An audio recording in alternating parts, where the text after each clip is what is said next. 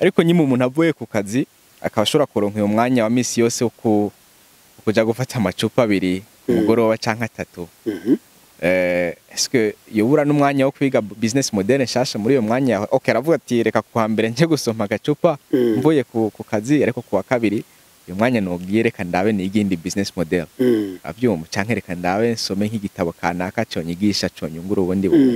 byose n'ibintu bishoboka gusa urumva bantu turacakeneye nyene uno munsi hariho nk'abantu deka dufate babantu bavuga ati okay jemhem umushahara mutonya okay tudabor abantu benshi tuganira twaganiriye bakonze kibaza ati none kuri internet bigenda gute umutahe bigenda gute ikintu nakivuze inshuro nyinshi ariko nta mutahe bisaba bivanye n'icyo ushaka gukora bien sûr gusa hari ivyo ibisaba umutahe hari n'ibitawusaba umutahe ahubwo bigusaba kuvuga uti ni giki jewe nzi ni buhe bumenyi jewe nzi umaze kumenya kuba uzi neza ubwo bumenyi ufise ashobora gutangura barumvikana cyane ahubwo reka ngire ko mvuga niki yinye kenshi iyo tuvuze yuko kuri internet ariho ibintu umuntu ashobora gukora abantu bumva yuko ni the get rich quick scheme no kuvuga ngo bumva gutunga vyihuse iyo tuvuze yuko kuri internet hariho ubuzi canke des opportunités zigushobora gutuma wibeshaho ntibisigura yuko ugiye gutunga vyihuse ntibisigura yuko ugiye kuba aya mazina akomeye twumva mu kwezi kumwe canke mu mezi abiri oya ni processus mu ndimi z'ikirundi nk'inyandiko donc nk'ama article ari mu kirundi canke ayama video dukora ari mu kirundi urasanga bene kumva rujya rurimi iyo ari ibintu bivuga ku butunzi batabikurikirana cyane nk'ubu nk'akara dufate nk'iyaba natumiye umusitari runaka ndiko namuvugisha ku maevre yiwe ikiganiro cyaje gukurikirana n'ibihumbi byinshi muga ko turiko tuvuga nono ikikwereka ati raba wo bigenza gutya wova muri ubwo bukene urimo ikiganiro gikurikirana abantu bakeyi Dr. Chibaza kwiki ba ugira tumembuye ikintu ntashaka kuvuga sinzi ko ari cyo mugabo narakibagije kandi bize gutuma n'undi muntu akibaza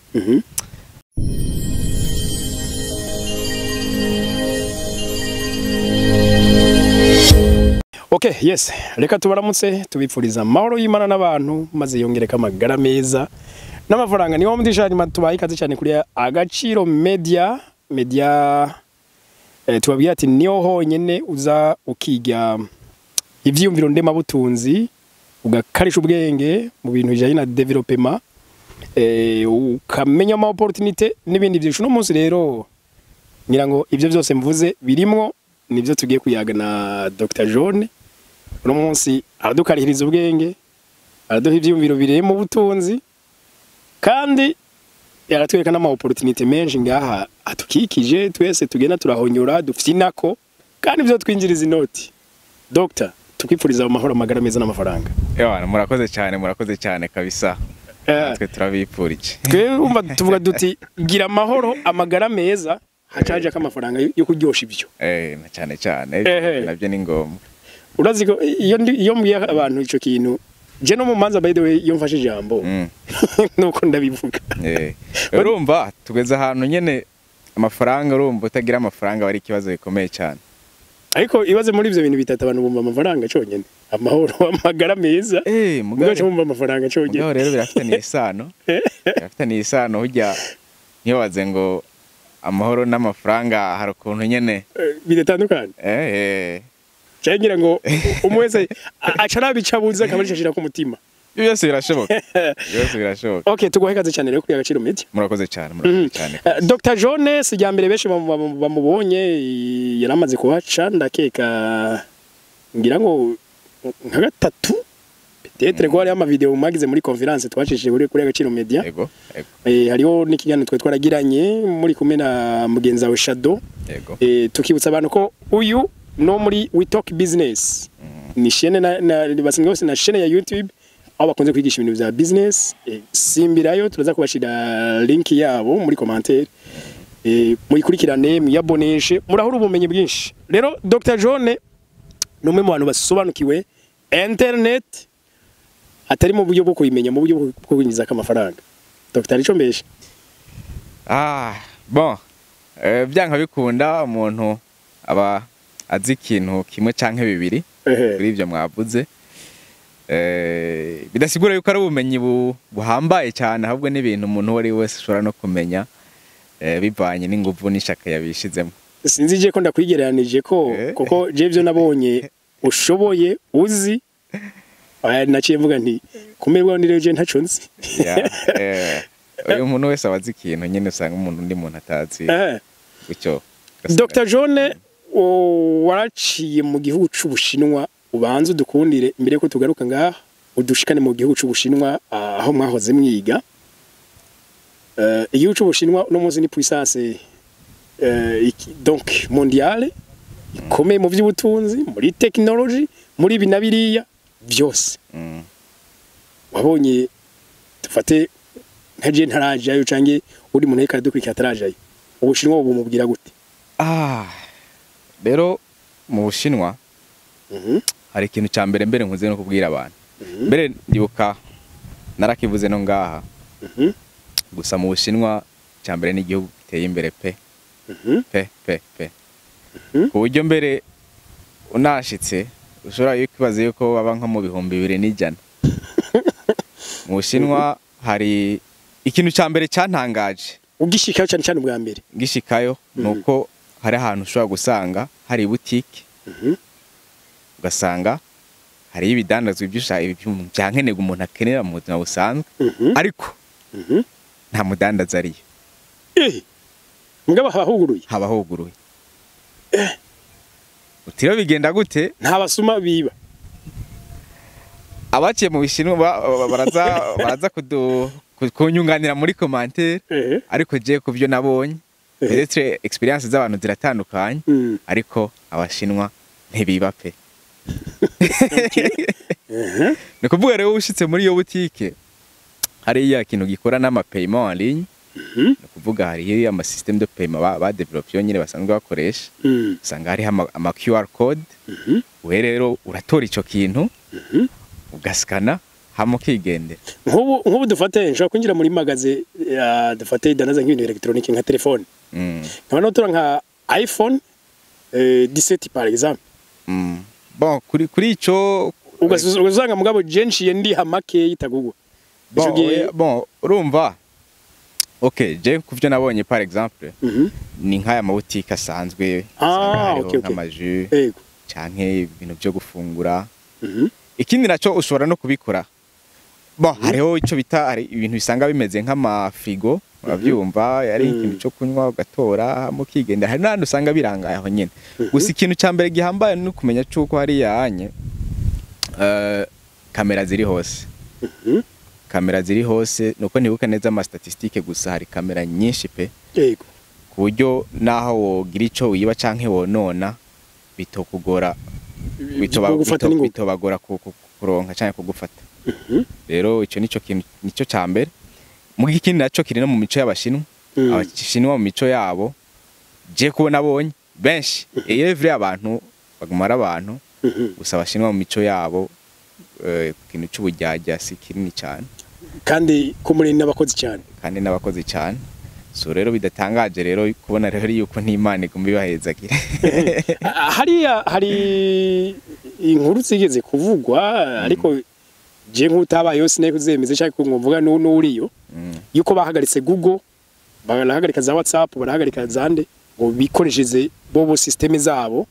izo z'Abanyamerika bazireke. Yego kuri ku bantu basanzwe babizi cyangwa kurikirana amakuru, Ubushinwa ni igihugu cya mbere novuga gihanganye mu by'ubutunzi na Amerika. Rero tukaba tuzi yuko Amerika icyayifashije gushika kure niyo zo internet cyane technologie, ama innovation technologique. Rero Abashinwa rero barice baravuga bati nta kuntu twokoresha ibintu by'umukeba wacu, reka turabe dukoresha ibintu by'iwacu bizodufasha no gushika ku byo twifuza. Rero hariya mu Bushinwa ibintu bya Google bafise Google yabo, ibintu bya WhatsApp bafise WhatsApp yabo, ibintu mugabe byitwa kame mukundi bavyitwa kundi nka Google yabo yitwa Baidu. WhatsApp yabo novuga ico no igiranye na WhatsApp ari cyitwa WeChat. Muri WeChat rero haba harimo na system de paiement, umuntu mukana bashobora kuvugana muga telefona, mugabo nk'uvuga ati nsubiza ya mafaranga naguhasha ngo nyine akavuga yakoronkiye aho nyine muri bigace bica muri iyo system nyine. Okay. Hama uri kuraraba mu bintu bya internet haje bashinwa ni benshi babeshejwe na internet. Dufate ku bajene nk'abatwebwe urabona je no munsi kuba hariho za YouTube kuba hariho za Google cyangwa ama website ndashobora kwimva reka nkire ikintu je ngaha mbona combeshaho. Okay, ikintu ca mbere cyo kumenya ngaha no kumenya tuti Bushinwa ni iki. Bushinwa ni igihugu gifise abantu barenga muri yaridi. So rero muri abantu barenga muri yaridi nta company canke leta yoshobora guha akazi abantu muri yaridi. Byanka bikundira abantu baca barondera uburyo bwo kwibesha. Yego. Na cyane cyane ubaha amafaranga mu zindi novuga mu bundi buryo abantu batamenyereye. Ariho hariya rero nk'igihugu ca mbere novuga igihugu giteye imbere mu bijanye na technology canke internet. Abantu baca bijukira koresha internet muri yo kuyijukira rero abashinwa barateye imbere cyane. Surtout nk'ibintu bya création de contenu. TikTok niyo yavuye abashinwa barakoresha TikTok cyane mugabo yiwabo hariho version yiwabo muri yo kuyikoresha bari bafite version yiwabo idasa nk'iyi twe dukoresha. Abantu bitahure neza TikTok yabaye créé n'abashinwa. Gusa mu Bushinwa ntibakoresha TikTok twe dukoresha. Bafite version yiwabo yitwa Douyin. Ukuvuga TikTok yavuye muri yo original ya Douyin. Avuga ati reka tuyihe isi bakoresha mu gatwe tugumana iwacu yitwa Douyin. None gatoya nk'ubu TikTok sinzi ko urabona ego no munsi ari abantu batangiye kubaseriye bacisha ko kameme ibintu ubona ko bikenewe. Mugaba twe twamenye TikTok ngaha abantu baza bakayifinata ko abakobwa baza bakayitambira ko hariya ibyo nabibayo. Hariya anye rero biratandukanye cyane kuko hariya abantu benshi barayifataho serieux. Barayifataho serieux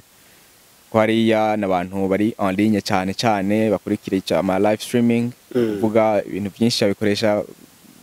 ama publicité cyangwa iki byose bikorera buryo en ligne. Rero abantu barayikoresha cyane gose bitandukanye nuko kwiwacu. Kuburyo rero usanga hadutse n'andi ma business model atandukanye nko gukora ibyo by'ama publicité, ibyo byo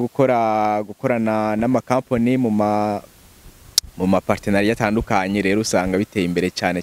kurugira abantu bashobora kubyibaza. Ari naco gitangaje ko nino muri Afrika abantu barayikoresha ari ibintu by'imiziki. Turacafise igikorwa cyo kwiga ibintu bitandukanye. Gusa Okay, Dr. uno munsi mu Burundi turafise abantu bashika nk'imiliyoni hafi 5 zisigaye zikoresha internet. Donc zitunze Android. Mugabo abatunzwe na internet bakaba ngira ngo badashika n'igice kimwe kwijana cabo. Abantu bobagira inama iyi. Okay. Byanka bikunda abantu miliyoni 5 barafise novuga ukuntu bibeshejeho canke bibazanira amasource de revenu. Kuba batabizi canke ko batazi yuko kuri internet hariho uburyo bwinshi umuntu ashobora gukorera ko bikakuzanira ma revenu sikosa ryabo. Mugabo ni bivana n'ico umwe wese ashaka mu buzima. Yego. Rero mugabo kasura notienne kuri internet ibyo gukora birahari. Byo gukora birahari ahubwo umuntu wese bivana no kucavuga ati okay ndashobora kubifataho seri. Hari n'abandi batabizi yuko bishoboka, hari n'abandi babipinga kuko bishoboka. Gusa urumva umwe wese bivana n'ico yafasheho seri. Ariko nk'ubu dufise isinzi ry'ugwaruka hariho bene ababahejeje amashure basanga nta kazi nakamwe afise kandi agoma n'ubundi akarondeza hewe atuma inshuti niwanyumvira akazi uranangira hari n'ubaza ati none ushaka akazi akahe uje akariko kose igari ko uwo muntu wumva ko asa nk'uwihiwe gatoya. None ariko ya internet irahari. Reka dusubire inyuma gatonya. Twese byabaye muri 2020 turabizi haraje COVID-19. COVID-19 rero ahantu hanini yagize ingaruka zikomeye n'isirtu mu bihugu by'i Burayi. Mu bihugu by'i Burayi abantu bari bamenyereye ubuzi busanzwe atonda bukazi. Mugabo ngiyo COVID irashitse barugaye ama company ibigo bya leta birabwira ati mutahe cyo muhira ngume mu rugo. Rero abantu benshi niho batangiye kubona ati bwawe ndi rero hari agahazi tangura kwiyumvira avuga ati none nzoguma nicaye ku nyene c'est vrai nyimba rutwo wiyubwira ni munzu nyimba rutwo dufaranga leta ima usanga tudafashe none nifashisha iki muri turazi neza novuga ni influencer akomeye yitwa wo muri Senegal voilà ujyanye nawe nyine yatanguye kiriya gihe ca covid tangura gukoresha TikTok mu nyuma bimuviramo rero abantu benshi baricaye kandi ku rundi ruhande nguce binjira mu gato numvise ujya mu sore nyene uno munsi niyo wa mbere yaraciye ku mukobwa araho sinzi ko yari umunyamerika kazi no ko yari waheye ariko ikintu gitangaje uyu munsi ngo niwe yinjiza amahera menshi gusoma nyene TikTok yego kandi amahera yazanye kuri TikTok nyene yego birashoboka urumva ni kimwe ndabubwira c'est vrai arashobora gukoresha TikTok mugabo source de revenus c'est pas nécessairement TikTok yonyene yo yani ma partenariat za Nike zikamurondera ama publicité ama campagne akomeye zikamurondera za Coca zikamurondera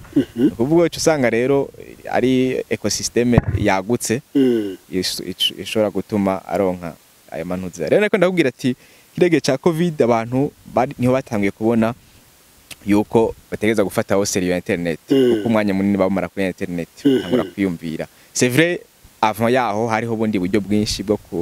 kwinjiza kuri internet yego gusa rero muri 2020 ni abantu benshi batangiye kwifata aho seriyo dernièrement hariho na report nasomye ni report y'ikigo okay no muntu yahora akorera OpenAI ni company ya intelligence artificielle nyene niyo yakoze ChatGPT rero uyo muntu yahora akorera ico Kigali mu bantu mu engineer bakomeye cyane rero muri raporo yasohoye ejo bundi mu nyuma yaravuye muri OpenAI yari yirukanye we nyine ya demissionye ejo bundi yasohora raporo avuga ati mu myaka iri imbere ubuzi bwinshi buzovaho busubirirwe na intelligence artificielle okay abantu bamwe barashobora kubyemera abandi bakabihakana bakavuga ati hari ukuntu bidashoboka gusa n'umuntu azi ibyo avuga atuka arafise igituma yabivutse rero no mustuvuze internet c'est vrai hari abantu baca bayibona nka moyen yo kuvuga ati okay nibyashika kazi kanje kagahera bizogenda gute abantu bagaca batangura kugira ante kurondera ubundi buryo baraba kwa générer ahubwo gato nyene namye mbona kubwiyo intelligence artificielle mu gihugu c'Ubushinwa hariho televiziyo aho nkurikirana ndi abone kuri yo urumva yubashize ko ibintu ndabibona ariko bobo amakuru asigaye avugwa na robot apana abakozi nuvuga akazi kokoze abajournaliste nkabangahe gasigaye gakogwa n'umujournaliste umwe irobo bahaye intelligence artificielle ego kandi yikomporta neza kurusha umuntu mu expert yo yaravyize imyaka myinshi ego mu Bushinwa ariho ngirana nayivuze n'ubwa mbere no musari ahantu amabarabara akogwa n'amarobo n'amadrone usanga atana mufundi n'umwe ahari ugasanga ibarabara ry'ibirometero nka bingahe riko rikogwa n'amamashini gusa ari contrôle bien sûr à distance gusa akaba hariho na système za intelligence artificielle ziri incorporé amadrone akabaza ukuntu akalkira kungene épaisseur ni ibintu byinshi urumva yuko bageze ahantu rero tugarutse kuri ico cyo kugenera ama revenu ego birashoboka abantu batabizi ahubwo bakikibaza impamvu batabizi rero wa mujene navuga ati jewe ndarondera akazi nkakabura umuryango ya internet iruguruye naho rero kugira iryo shaka ukavuga uti nkeneye iki nkeneye kumenya iki canke nkeneye gukora iki ariko sinzi ko ari ugutahura ibintu dutevye nk'ubu jembeshejwe na internet donc hanini urubuga rwa YouTube yego cyo kimwe nabo dukorana kuko urumva ntitunze jeje nyene jintungiye umuryango itunze nabandi ko muri dukorana mugabo ejo bundi narashize abone itangazo ndavuga nti ibi bintu byamfashije reka nayo ndabifashisha abantu ngira nigisha abantu mugiye gitangaje nko muri video nabivuzemo ashobora kuba yarabwe n'ibihumbi nka 200 mugakaza abantu badashika n'amajana 2 sikara bibaza ati none bya bintu ntivyumvikana cyangwa abantu baracabivye kamakinga ati ibintu nta kirimo ego ivyo onye kuko jewe ndibuka araheze imyaka mikenya hariho n'abagenzi twahora nkabwira ati les amis ibintu birakora ntabigerageje birakunda nawe ushobora kubigira gusa bamwe ntibabyumve abandi bakaraba hirya rero abantu bafite gutahura gutandukanye no kubatahura ariko kandi dufate nka kino gihe amikoro dufate kuri benshi sikirenga hakiyongera ko n'abafise ubuzi kusanga umushahara ari muto utagihuye n'igihe tugezemo dufate amahera yakorera ava 2020 uyu munsi hamwe yo batariyongera ko uwo muntu n'ubundi ni wa wundi ukwezi gushobora guhera ari mu madeni bitewe nuko ibyo yasumisha kiya gihe ubu ntibigikwira uyu muntu niyumva ko nawe nyine akeneye izindi ressources de revenu akeneye izindi ressources de revenu kuko nkuko twabivuze tugeze mu gihe ca aho internet igiye gukora ibikorwa byinshi yego kandi umuntu wese afise devoir canke kuvuga ati ni gikino no yiprofitako uno munsi hariho nk'abantu deka dufate babantu bavuga ati okay jemhem umushahara mutonya okay tout d'abord abantu benshi tuganira twaganiriye bakonze kibaza ati none kuri internet bigenda gute umutahe bigenda gute ikintu nakivuze inshuro nyinshi ariko nta mutahe bisaba bivanye n'icyo ushaka gukora bien sûr gusa hariho ibyo ibisaba umutahe hari n'ibitawusaba umutahe ahubwo bigusaba kuvuga uti ni giki jewe nzi ni ibuhe bumenyi jewe nzi umaze kumenya kuba uzi neza ubwo bumenyi ufise ashobora gutangura ugakora ukagira byimo karonko umuntu agufasha akakwereka mwungu kumba n'udahoma sino mugabo ni ibintu bishoboka sima kumutahe ushobora kuvuga uti jewe ndumwigisha par exemple nanonosoye ibijanye n'indimi kavuga uti reka nkre chaîne ya YouTube nigishe zandimi nigishe ugatanga des leçons zizoza zirafasha abantu ushobora kuba umuntu yananosoye bya physics kavuga uti okay yama exercice nahora ntanga canke abanyeshuri ntibabito no musabana bose ubunye bari kuri internet nakantu kamugoye aja kuri YouTube ati comment faire ça nubona yuko byo basawa ufashe bya bindi wigisha ugatangura ugakreya ama video kuri YouTube ukavuga uti exercice cosinus bigenda gutya na gutya cyangwa ukavuga uti bon n'uburyo bwinshi gusa ubwo ni bumwe kuri babandi bavuga bati jewe ibi birangora mu bantu jewe baheruka muri formation iyo nyene yijanye n'ivya YouTube hariho umutama mu engineer kandi n'umukukuruke ageze muri 60 ariko nagiwe n'ukuntu yemeye kuzamo avuga ati yo ndabiravye ati John izo ndimi ndanazizi igifaransa n'icyongereza nta kibazo ati mugabo acha nibaza ati none ko mbona abandi batama babazungu bakukurutse baca baza gusangiza ama experience abandi ati none jewe ngiye kuryama muhira nze sonzereho ngira ni okay wakora usonze ko iki ati nero mu engineer bananye wishe ivyo nyene ko nivyo kamema bashoboye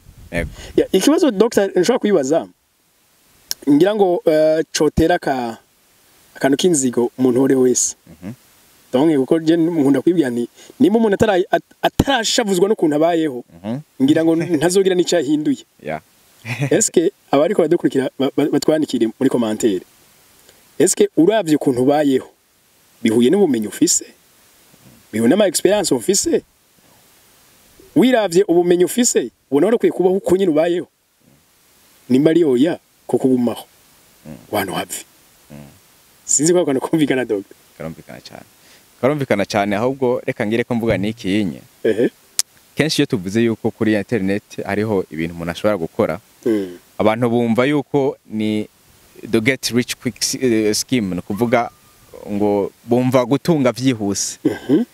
iyo tuvuze yuko kuri internet hariho ubuzi canke des opportunités zigushobora gutuma wibeshaho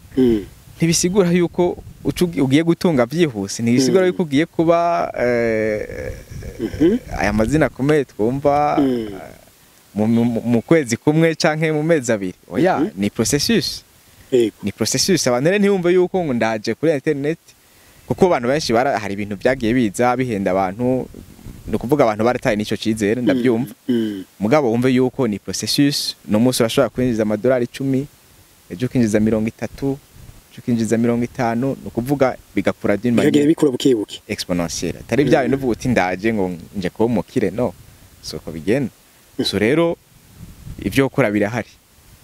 birahari nkuko wabivuze rero ati utarashavuzwa n'ukuntu bayeho ni kimwe twavuga ejo bundi motivation ya mbere s'abantu baza bakubwira ngo kora iki niki niki motivation ya mbere ukora ikintu iva muri wewe yego iyo motivation tayo ufise nta muntu numwe azoza guhindura nta muntu numwe azoza guhindura ubuzima urumva byose biva muri wewe yeah okay none uyu munsi umuntu dufate ariko dukurikira yumvise ko yuko izo internet kuko urumva benshi barazikoresha kandi nibaza ko no gufisa akazi ntakora donc mu masaha 24 ari ukuntu nkunda kudivizamwe amasaha je ni navyo vyamfashe nk'ikiga mu 11 ndavye nti umunsi ugizwe n'amasaha 16 nako 28 ariko ishuri je nabona ari ntwara amasaha 8 ndasika 16 na 16 ngira ndayareke kweri sinengezemo n'ibihumbi na bibiri ntawe ko ya divize ntimvuye ku ishuri ake camindura uniforme niyo mu 11 canke na gukora ibi ni buri bisha nka 17h canke 18h ayandi masaha ndaja kuyakoresha ivyigwa ndyame nduhuke mvuga n'abagenzi uko biri kose ayandi masaha aracahari ubwo none ga doctor umunsi umuntu afisa akazi dufate nk'abata 15 16 ayo masaha yo kugira shike mijoro aze kwigirana n'umuryango uwo mwereka ukuntu aya managing agakoresha ya internet no musi reka ndabyite sinzi ko guhigo duhishije muga ino hariho ibintu tutarabona canke bitarahashika muga byamaze gushika nko mu bihugu za Nigeria yego Nigeria bashobora gusanga umuntu afise nk'ubuzinka bubiri abyumva ko Nigeria urumva n'abantu bamaze kuba nk'abazungu yego ibyo ni buraya birabaho usanga umuntu aratonda saa 2 ashikanye saa ngahe saa 7 saa 9 akabagiye mu kandi agataha saa 4 so rero wumve yuko nkimba babikora ko kiwe to bikora 5h jusqu'à 6h ni saha imwe yego abyumva hama wayikoze hama wagiye ku kazi hari umwanya wa pause utireka nyimba nedite ino content nakoze ndayishireko hama ku mugoroba urabe umwanya erega abantu bose kubyo jewe mbona canke kubyo nzi abantu bose dufite umwanya ungana sinibaze ko hari umuntu afite umwanya usomba ubundi nuko tutakoresha bimwe gusa tutakoresha bimwe Elon Musk afise amakampani niyo mukire wa mbere ku isi afise amakampani ashika 5 mugabo uze witegereze neza kuri konti yiwe ya X canke Twitter ngira nta masaha atashobora guhera atanditse adashize kwiki yego vreme ya none uyo mwanya ukura he hari nakandi kantu jewe kantangaza mugabo nuko kari ruhande gato ugasanga umuntu uramwandikiye arenze guhera nk'umwanya nk'amasanga atarakwishura gusa rero ndikira wa undi usanga navuga ameze neza d'une manière financière usanga we birihuta kwa kwishura none umuntu aciye yibaza ati iyo difference sinzi ko gatahuritse ariko nuko ushaka kuvuga yuko abantu umwanya urahari gusa nico bivana nico tukoresha hariho abo mu gihugu kibanyi ngaha haruguru cy'u Rwanda tujye mu Rocky kino gihe nabonye umengo ntari karakora ariko hari ikintu jahora kintangaza kuri we kandi n'umuntu nigira ko pe nanki kubibisha ndabivuze bamwigire nimba batwumva bo namubwira n'umuntu natangazwa n'uburyo akoresha umwanya wiwe arasigura amafilme arakora biriya documentaire aronka umwanya wo kubirondera biriya documentaire nk'imadeno n'umuntu ni gute akora ibikontent nka 3 ku munsi agagisigura na ziriya filme none uwo mwanya wo kubanza filme abanza yikurikirane ayumve ashiza kuyisigura gute aza kubanza arondera amakuru y'ibi bintu abitahure yaciza kubisigura abandi none umuntu umwanya we kuko turawunganya cyanye yavyundi wiwe koko birumvikana hendagwe nakandi karorero gusa abantu batwumva ntibavyumve nabi canke iki ariko nyime umuntu avuye ku kazi akabashora kuronka uyo mwanya wa misi yose wo kuja gufata amacupa abiri umugoroba canke 3 est-ce yobura n'umwanya wo kwiga business model nshasha muri uyo mwanya okay aravuga ati reka kwa mbere nje gusoma gacupa mvuye ku kazi ariko kuwa kabiri uyu mwanya nogiye reka ndabe n'igindi business model abyumva canke reka ndabe nsome nk'igitabo kanaka conyigisha conyungura ubundi byose n'ibintu bishoboka gusa arumva bantu turacakeneye nyene akantu nyene katugira ariko mu bintu bijanye no guhindura ivyiyumviro dufate je nimba nshaka koko iterambere Dr. ku bintu bijanye n'ibitabo bivuga développement personnel ubivuga kwiki bon jewe kuvyo nabonye yego n'abantu mfata nk'aba mentor banje bose n'abantu bakunda gusoma tubuze gusoma dutahure iki dutahure ni kwiga ikintu gishasha yego kuri ino sinzi yuko vyoroshe gutera imbere utari umuntu yiga sinzi ko hariho abantu vyashikiye ariko nyimba baba bahari oya bisa nk'ibidashoboka ahubwo nukuvuga rero kwiga hari nk'abantu hari nk'abantu baravuga ati ngo bagiye muri retraite kenshi ugasanga rero atangibwira n'ibibazo by'amagara hari akantu nasomye ryari kavuga yuko burya umuntu ntasaza ngo kubera imyaka umuntu ahubwo asaza kubera yahagaritse kwiga uzurabe kenshi n'abantu sinzi kurabibona ba bantu usanga bakunda kuba hafi y'abana bakinisha abana canke dimo bayaga n'abajene kiniki kenshi usanga ari abantu twita ngo n'abantu bugurutse mu mutwe mwa kuri uko kuguruka mu mutwe dutabora yuko ni kwa kuntu nyine umuntu aguma yiga ibintu bishasha bica bituma nawe nyine adasaza burya rero ashobora kuba ari navyo burya gusaza iyo uhagaritse kwiga ubu uzurabe kenshi nk'aba professeur b'amakaminuza usanga abantu bakuze cyane muga ubwenge buracakarishe kwa kundi cange abantu bari muri za politiki usanga ubwenge bugikarishe cange nico kimene muri business muri politiki muri by'uburezi abantu vraiment urabona ko umubiri wanse washaje meme umutwe aracakontrola byinshi je rero nikomeza ariko ndumva intonto cyane iyo numvise umuntu avuze ati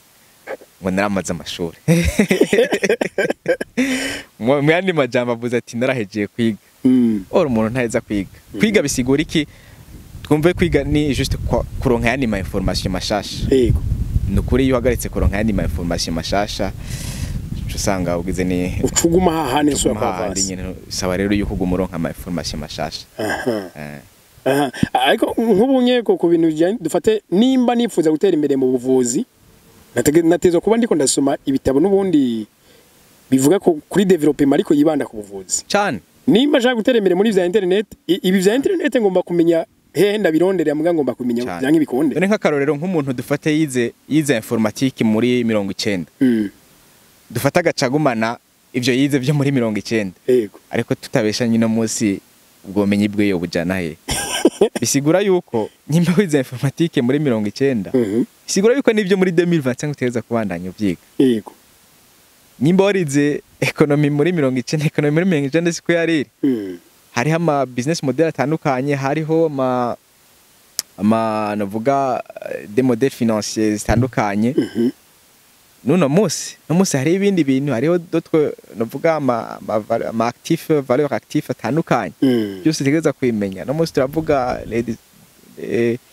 les actifs digitaux abyumva nyimba uri umuntu yize economy wamenyereye byo marché boursier no musi kabutazire des actifs digitaux umvura cyasigaje igikorwa cyo kwiga ibindi bintu so rero kwiga n'ibintu bibandanya bidafa bihagaze ariko Dr. iyo muravye kunuze ya nkano iwacu dufate nk'ama content kenshi ari mu ndimi z'ikirundi nk'inyandiko donc nk'ama article ari mu kirundi cange ajya ama video dukora ari mu kirundi urasanga bene kumva rujya rurimi iyo ari ibintu bivuga ku butunzi batabikurikirana cyane nk'umukakara dufate nk'iyaba natumiye umusitari runaka ndiko namuvugisha ku maevre yiwe ikiganiro cyaje gukurikirana n'ibihumbi byinshi muga ko turiko tuvuga nono ikikwereka ati ehraba wo bigenza gutya wova muri ubwo bukene urimo ikiganiro gikurikirana abantu bakeyi Dr. Cibaza kwiki ba ugire tumembuye ikintu ntashaka kuvuga sinzi ko ari cyo mugabo naracibagije kandi bize gutuma n'undi muntu akibaza uze witegereze neza urabe ibi abantu reka mvuge ntibihugu biri francophone. Ibihugu biri francophone burya abantu kenshi usanga ibintu bitaho cyane cyane mu bintu by'ama creation de contenu ari ibintu novuga bidivertisa. Bitandukanye cyane imyidagaduro. None tuvuge yuko umwanya munini tumara turiko turidagadura. Dushaka kwikura stress. Babyumva. Ariko ugiye nko mu bihugu biri anglophone, katurabe za South Africa, za Nigeria, c'est vrai hariho n'icyo gisata cy'imyidagaduro gusa kenshi n'ama contenu abantu usanga bitaho cyane n'ama contenu usanga agira icyo ahinduye mu buzima bw'umuntu. So rero sinzi kware ni wacu gusa canke n'ahandi gusa ni ikintu nibagije gishobora kuba ari cyo canke gishobora kuba atari cyo gusa n'undi muntu wese yokibaza. Nabonye umunyamerika ariko aragira analyse y'ivyo abantu bagira ama recherche kuri za internet avuga ngo ibihugu ngo bivuga hanini icongereza cyane yace yibanda ku biri buraya no mugabane wa Amerika bakunze kurondera ibintu ngo how to ingene bagira iki kintu donc ingene womenya ingene wokora ingene donc bivyumvikana bo baje kurondera ivyo bakeneye kwiga cyane natwe ino aca yerekana ngo baronde ngo try not laugh voilà byabindi donc cyangwa ngo funny videos utu video dutwenza funny videos ati ngivye ivyo bamara ku mwanya ati none umuntu azoja mu iterambere ryari ashaka kubona ukuntu abantu batemba binaga bagume bitwengera taho kwiga vyo nico kintu namambwira n'abantu burya kumenya ururimi rw'icongereza muri no si tugezemwo n'ikintu gihambaye cyane kuko iyo uravye cyangwa uganire n'abantu b'anglophone n'abantu bafise ukuntu biyumvira gutandukanye n'abantu b'aba francophone kandi kenshi bo usanga bari beaucoup plus focus cyane mu bintu by'ama business kenshi uzuraberewe n'ama business model menshi sina menshi ni nka yose ava muri Amerika bavuga icongereza yego so rero nejo bundi ukeneye kugira ico wize no kwibanda cyane cyane ku bantu bavuga bari muri monde iri anglophone abantu kenshi usanga bon nivyo jewe nabonye nivyo nkora no kuvuga niho bantu je nabonye sanga baca bagirante bakumotiva canke bakaguha iyo ntuzenya iyo ndi esprit yo gukora cyane uzurabe n'ibitabo cyane cyane bivuga development personnel byanditswe bigugwa n'abantu isinzi kandi byanditswe n'abandi benshi n'abanyamerika hariho bijya bya Think and Grow Rich hariho bijya bya Rich Dad Poor Dad byose byanditswe n'abantu b'abanyamerika rero ntibitangaje rero yuko Amerika ari igihugu cya mbere gitunze kwisi ariko gatoya uzumvirize ibyiyumviro cyangwa imitekerereze y'abantu ini iwacu iyo mvise umuntu yanditse igitabo kivuga kuri development personnel nawe ngo nabanza twereke ubutunzi yageze ko byatumye yanika ku bintu by'ubutunzi ariko abanyamerika siko bimeze ndakwereke hariho nk'igitabo cyitwa Think and Grow Rich nzi ko ushobora kubukiza ndakizi cyane Réfléchissez devenez riche ni cha Napoleon Hill Napoleon Hill ntiyari umukire ariko ikintu yakoze yafashe yari umunyamakuru ahubwo nkatwe yashobora kuba ari n'umunyamakuru cyangwa umusesa yego ari umuntu acukumbura muri agira amarosheshe yaciye avuga ati reka ngerageze gukora ubucukumbuzi acarafata yegera abakire bariho bambira ico gihe ba Carnegie hariho bajya ba Thomas Edison gusa umuntu wa mbere yiyegereje ni Carnegie yari umukire akomeye cyane muri Amerika ico gihe rero yamaze 25 ans amuri ruhande no kuvuga igitabo yashanditse mu myaka 25 ageregeza gutahura ingene hari abantu bafise amafaranga gusumba abandi nico bivako rero ubwo bumenyi nibwo yaciye asangiza muri cya gitabo twavuga ca Think and Grow Rich Réfléchissez devenez riche abantu badukurikira bashobora no kuja bari interesse bashobora no kuja kugisoma kuko ni igitabo cyasomwe n'abantu bakomeye ku isi aba president muri Amerika ugiye no kusoma kuri inyuma